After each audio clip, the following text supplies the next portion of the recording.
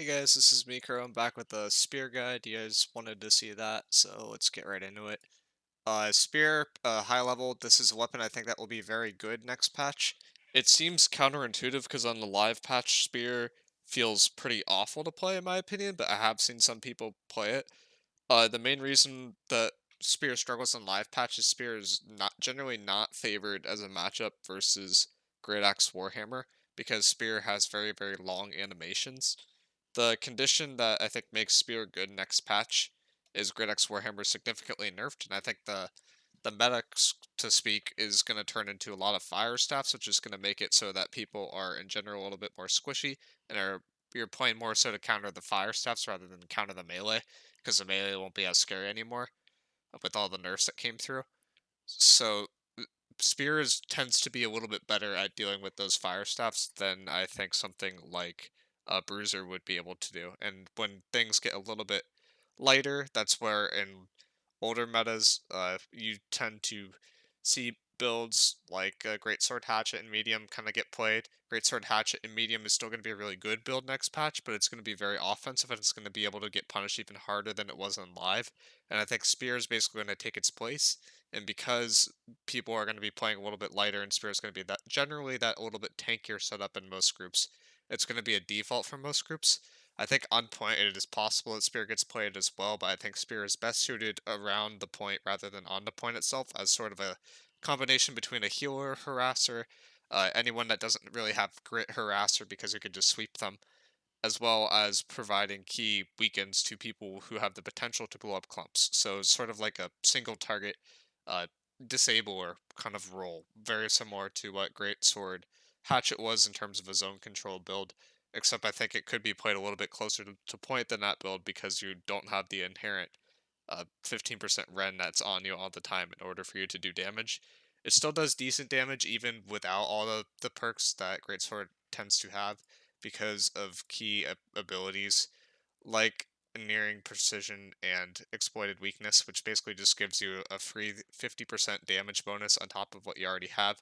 So it is possible to build this weapon more offensively than as a util build, but yeah, as a util build, it looks very promising because all of its abilities are very good, just have long cooldowns, and the major downside of the spear is the long animations abilities generally have. One thing with the spear is if you try to spam your abilities, I don't think it's generally going to work unless you are weaving dodges between and you're playing a heavier class. Generally, perforate is a situational ability that you use if someone is not actively like in your face. That being said, it does apply a 30% weaken, which will be useful.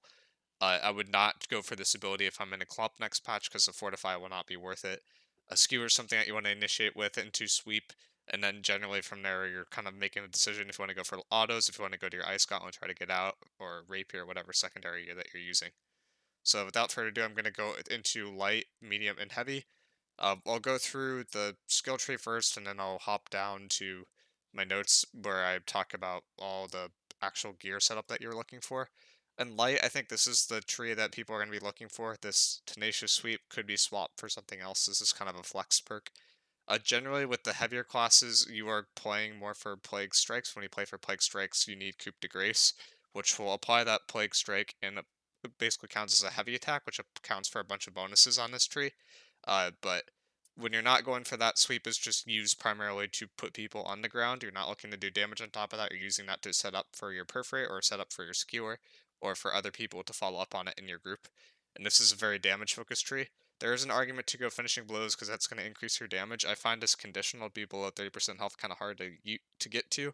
And usually when people are that low, that's when they're getting finished off by range because they're trying to use all their stam to get away from you. Spear does have good chase and light, and I think with Rapier especially, you can catch those players. But if you're playing with Rapier, I think you're using your Rapier to finish those people that who are lower health generally, and not your actual Spear itself, unless it's a clumpy fight situation, which you don't want to be playing for if you're playing this in light. I think in light is generally the weaker between medium and heavy, but nonetheless it is possible to run it, and I think it could be solid. These are the stats I would recommend if you're in light. I'll zoom in here, but I would recommend running this with 50 deck, or sorry, this should be, yeah, it's 50 strength, dex should be 150 to 250, con should be 200 to 300. The main reason why I don't recommend going for more strength is if you actually look at the strength bonuses. This 100 strength bonus won't really apply to you because you're a spear.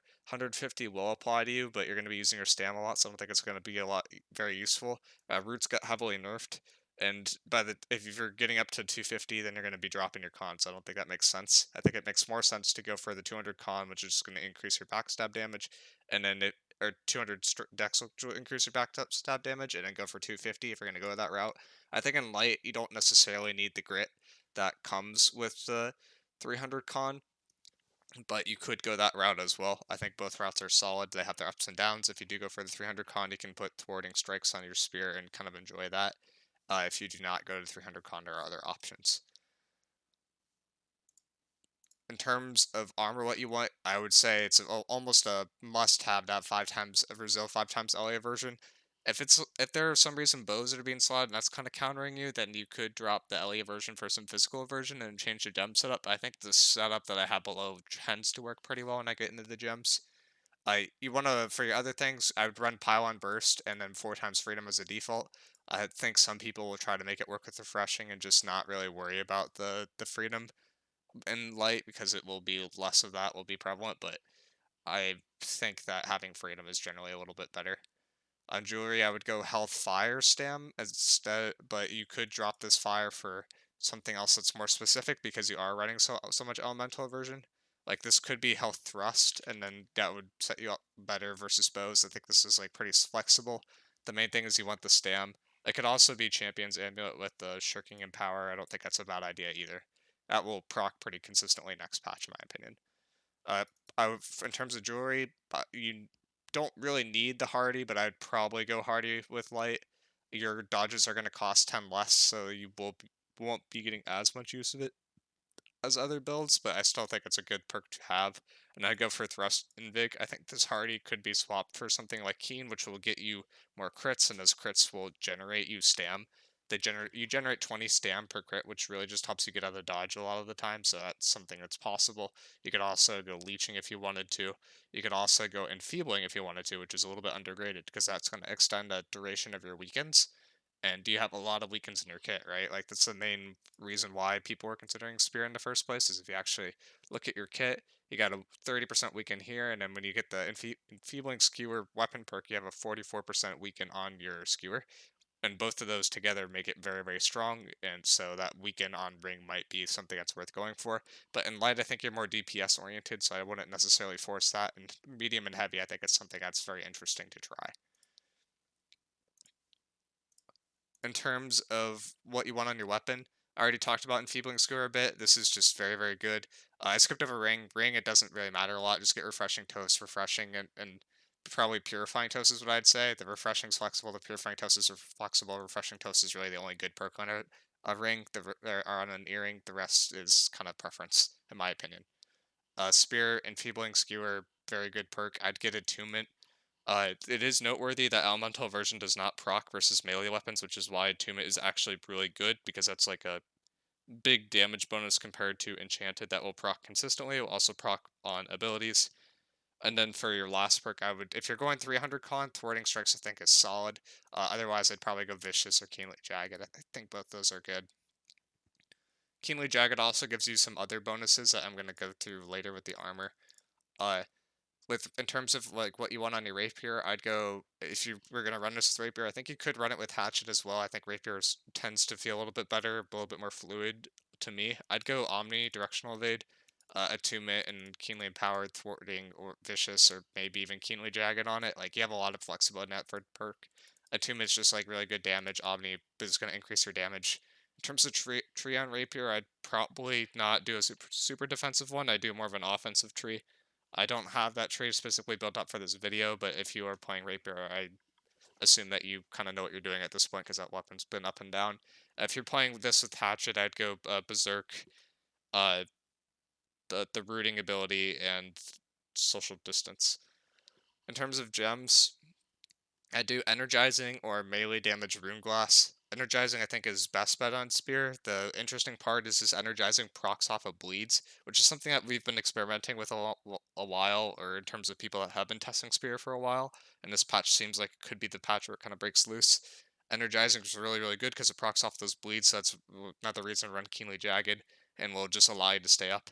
It is noteworthy that it could run this on a weapon too. I still prefer the actual damage dot on weapon. So you get 5 stam every 3 seconds is basically the plus of this. But the dot on weapon will help you get ult faster, and I think ults are really, really good, but it is noteworthy that you could drop that on weapon and to get 8% stam every time that one of those procs, which will be every 3 seconds, which is more often than you would think. In terms of what you want on your amulet, this is with the fire gem. I would just not put anything into your Ellie because you have Ellie aversion. If melees are hitting you with Ellie, then this will need to change. I don't think there'll be many melees that are like going Ellie gems for a while, but once that gets caught on to and people start realizing like, hey, Ellie aversion doesn't protect against the elemental melee attacks, and no one's really going a bunch of Ellie because they have Ellie aversion, then melees will start like going into that, and then you'll have to change this up a bit. But at least at the beginning, I would go heavily into thrust, and then your fire is covered for because of the 5 times LA aversion, but you could put a little bit more into fire, and then the rest I would just jump into general physical. This is like very similar to how EU runs most of their setups on live, except you're not putting much into fire because you're gemming into fire with your weapon perks, if that makes sense. There's also noteworthy that there's a flame conditioning perk that you could put on armor, which would help a bit versus fire. The problem with that is from testing, that does not proc versus fire dots, but procs versus fire autos.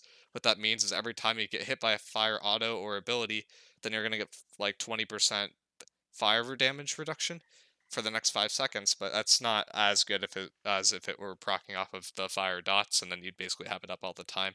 I don't think it's like generally worth going for that, but it is interesting nonetheless. It could be good. It's just it's a little bit harder to roll for, I'd say. And on your roll, I would go Firestorm. If you actually look at Firestorm, all these seem like they're pretty good. Uh, but there a lot of them are util. Like there's one that gives your team a little bit of a haste bonus, which could be useful if you're like in a kill squad sort of group. There's one that cleanses all dots, which is noteworthy. That will basically prevent you from getting blown up from fire staffs. That one seems kind of nice to me. And then there's also one that just does a little bit better damage, but doesn't leave a burn effect behind. Those burn effects are going to give you extra damage though, so I would probably go stalwart or cunning in my opinion, but brutal still is interesting. The main reason why the Firestorm is interesting is that you can animation cancel it out of a long animation, and Spear tends to have really long animations, so you could do like one of these long things like perforate into a Firestorm, and you don't have to sit through the rest of that animation, which is really, really nice. That's the main reason why I would consider it. In other weapons, I think it's a little bit less good, but in light, I think it's a little bit better. Other weapon classes. So that's what I would say for light. In medium, this is where you start getting really tanky. 50 strength, 150 dex, 300 con. The last is flexible. I'd probably put it into strength. Same thing, 5 resil, 5 LA version. That's basically going to be every weapon this patch. You want pylon burst because that's going to give you ult really, really fast. I do 3 times freedom, and then you have 1 free perk, which can be kind of whatever you want, or it could be like refreshing. The freedom I still think is worth getting because your weakest matchup is versus melees, and that will help you versus it. Jewrey, I do basically the same thing on your ring, thrust, invig. You don't need that hearty. I guess you don't need the hearty in the other one, but hearty could be interesting. Enfeebling is interesting. Keen is interesting. Rangers like keen is interesting is that will allow you to get more stam. So I don't think it's that bad. I still wouldn't run it on your actual spear itself, but it is not a bad perk. It's not as bad as you would think. On your spear, I'd probably put in a dot opal. If you put in energizing runeglass, that's not bad either. I do enfeebling skewer for that 44% weaken. Plague strikes, which I'll explain in a second, and then thwarting strikes because you're 300. Con or keenly jagged or chain. These last two are more for ult charge. Keenly jagged also will proc energizing, which is nice. Thwarting strikes is a little bit of damage. Uh, in terms of why plague strikes, this is kind of a weird condition with this spear. So for some reason in the code base with Coupe de Grace, this will actually count as a heavy attack, which means it procs all these heavy passives. Before that was really good because you can get Fortify off of it. You could also reduce all your cooldowns off of it, which is interesting, which is why I don't go for that in light, but I would do it in medium. So this is like a 15% cooldown reduction that you get from just using this last attack. This last attack can apply a bleed if you get the weapon perk for it, which is noteworthy, which could proc your other stuff. So I think that's a pretty interesting weapon perk to go for if you put that free slot. You could get Fortify. The only condition is I think Fortify is basically negligible in medium at this point. It's not a debuff when it's at 15%, due to invig, but it's like not going to help you a lot.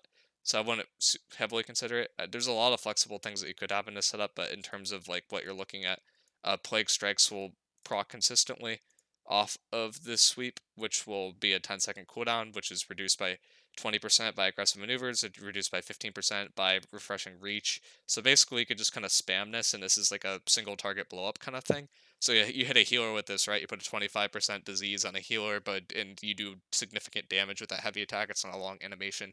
You could blow them up. It's also noteworthy that Trenchant Rend does not proc with Coupe de Grace, but Plague Strikes does. So that's what I'd do on Spear. On Ice Gauntlet, I would run Ice Gauntlet with this one preferably. If it catches again, okay. I'd do Deadly Frost or Healing Tomb. The other I'd consider putting in Armor. Deadly Frost is what you would typically go for. I think Healing Tomb has an argument to be useful in this setup specifically, but I think both are fine. I'd do Refreshing Move after that, and then Attunement, Ruinous, or Enchanted kind of preference on that last perk.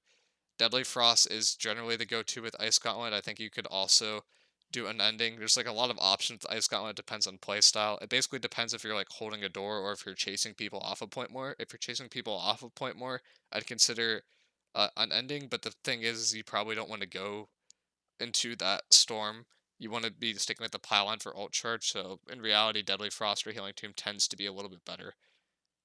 Deadly Frost, I think, is a little bit better than Healing Tomb. Healing Tomb, if you put out weapons, a 1.8k heal every single time, which isn't great. But if you're in a Sacred and then you come out, it could be a little bit better. And you're going to be cleansed, so it's going to be consistent, like 1.8 to like 3k heal. So it's not bad at all. In terms of gems, this is basically a very similar spot to before, but I would just go flat fizz. Unless you wanted, if you do the energizing, this will be reduced by 5, so it'll be 15 to 20. But if you go for flat, then it would be 20 fizz. And then I would just let your elemental version do the work. Once people start adjusting their weapons in the melee class, that's when I would start swapping this. It is something that you could also try doing too early on with Spear, but I don't think people are going to specifically gem against Thrust. Healers might, and if that's the situation where if you're going against a healer, maybe you slap in, like, specifically not a fire dot gem, but like any other kind of dot might be kind of interesting to slap in there. You won't have the 150 int, but you might be able to circumnavigate like some of that natural thrust protection that healers used to run a lot. So that's something that can help out a lot. In terms of ults, I would run in Cunning Bile or Firestorm. Again, I think both of those are solid. Bile will just allow your damage to stick a little bit better as an army, and Firestorm applies a weaken, which is something that this build really, really likes. We like our weakens with this build, and will apply some sort of buff or cleanse to your army, which is very interesting. The other major thing about Firestorm, as I said before, is you can animation cancel it out of abilities. So you can go for one of these long ability cooldowns, and then you can just go for a Firestorm after that and not really have to worry about it. So it's like, it kind of saves you a bit there. If you go Stone Form, it will actually be more of a debuff than a buff, sadly, so I wouldn't really go for that. In terms of what you want on your tree, I left this really, really flexible. I think this unending precision's even flexible. I'd probably, if it were me, I'd go precise jabs, exposed wounds, and just kind of call it a day. But I think there's an argument for going for strong conditioning because that will increase your stam a little bit better. There's an argument to go for evasive maneuvers. If you're going to be hitting people and then dodging back and then hitting people and dodging back, evasive maneuvers can be very, very good. But you have to be kind of spamming hit, dodge, hit, dodge, hit, dodge in order for this to really work. And then after that, it's kind of whatever you want. If you don't want to play for damage, there's a different tree that I'll go through with heavy that you can go for, but this is a way to have decent damage because you still get the empower. You still do bonus damage versus people that are full health, which will apply a bleed for a long duration of time. Could be a little bit better with deep wounds, so that's like an option as well. But in general, I don't think deep wound is worth it because it's like 15 seconds versus 10 seconds. It is noteworthy that exuberating crits for some reason, if you don't have the deep wound perk, will cap at about a 10-second to 11-second bleed. But if you have deep wound, it will extend that to a 20-second max, which doesn't really make sense to me, but that's noteworthy. Uh, the other noteworthy thing is with Spear in general is exuberating crits will extend the duration of Rens, which are the new kind of Ren, so it's not as insane. It will extend the duration of your bleeds. It will extend the duration of your weakens as well. All right, moving on to heavy. So this is very similar to the last setup. The main thing that's different is when you go into heavy, you have that passive freedom, so you can basically drop a freedom that you would need, and then you have 2 free perks because you generally want pylon burst because that's going to give you a lot more ult charge than a standard amount. And then for in terms of free perks, I think the one that does a bleed with your sweep is really interesting. I would probably not stack refreshing with most of these builds because they already have so much refreshing. So I would just go for weapon perks or maybe flame conditioning. In terms of jewelry, basically the same concept.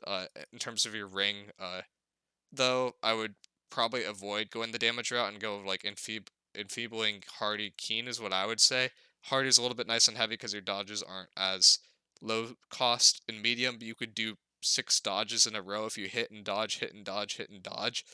Heavy, it's a little bit less than that, but you can still have 30 stam dodges, which is kind of insane, and is the main reason why Spear is very interesting in a ranged meta, because you'll be able to dodge a lot of those ranged attacks, and the ones that hit you won't be hitting you as hard due to weakens that you're applying. So that's where it seems really interesting, but in a melee matchup, it seems like Spear could be a little bit weaker. On ring or on earring doesn't really matter. Regenerating is kind of nice when you get to that 300 con. Could be useful on the medium. I think purifying toast is also pretty good. I wouldn't really worry about refreshing, as I said before, because you already have that kind of in your spear. You won't have it for your ice gauntlet, but you can kind of figure that out. In terms of ice gauntlet, I'd go deadly frost, peeling tomb, refreshing move. The kind of the same old here. Gems basically the same thing. I would do bile up flat. I would probably do the energizing and heavy too, to be honest, and just do the 15. It's the actual dodges themselves will save you a lot.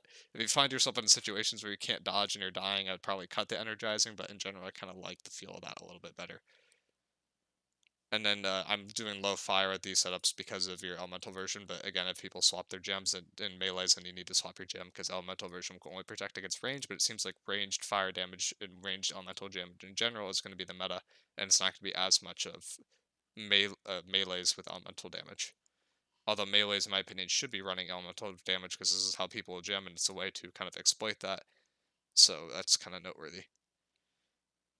So that's the main things. Let me go to the perk tree for the heavy. The interesting part about heavy is I don't think you do. I think you just basically go full util. Crippling jab seems like it would be really good in paper. In reality, it's like really hard to actually get off. I would go the full everything kind of that can kind of help you do live a little bit better. You have to get an earning precision in order to get down this far without going through follow through, which is noteworthy. And then on this left side, I think there's some flexibility. Again, like you could swap this evasive maneuvers for defensive stance if you really cared about your 15% fortify, which won't really do that much next patch. But I don't think it really makes sense. I think this tree is in general a little bit better. Again, I would go Ice Gauntlet. Deadly Frost or Healing Tomb is just solid. Nothing to really hate about it. Make sure you have your Pylon Burst. Pylon Burst will help a lot. And then good luck getting your Elemental version, because most of those gear pieces are gone, but I think it seems necessary for most of these builds. Spear does inherently kind of counter those ranged things, and I think this is like the one build where you have an argument to go Shirking Fort instead of Elemental Aversion. I don't think it's generally better, but if you're on point, Shirking Fort will help you some, and it will help you versus everything, so I don't think it's a terrible idea. And usually if you're playing a heavy variant, you're either pushing it, the other team's space a little bit more, and then you're just going to be able to get out and live a little bit better because you're in heavy, or you're just going to be able to kind of live on point a little bit better, or wherever you're playing. But again, I don't think that's where Spear shines the best. I think it's best as sort of like a normal, like, ball-ish group, but there's an option to have it in Daddy, but I think this is more weak than Great Axe Warhammer is typically in a Daddy point, or an SNS would be on a Daddy point. But in Ball, Spear seems really promising. Kill Squad Spear seems interesting as well. So that's where I think it will fit in the meta next patch. As much as we kind of talk it up, if you actually look at the slots that Spear is kind of taking, it's probably not going to be taking more than like 6 or 7 slots, but it's still a significant amount and a very interesting weapon to try, and I don't think it's a bad weapon to main at all next patch. And that's it for this one, guys, and I'll see you guys in the next video.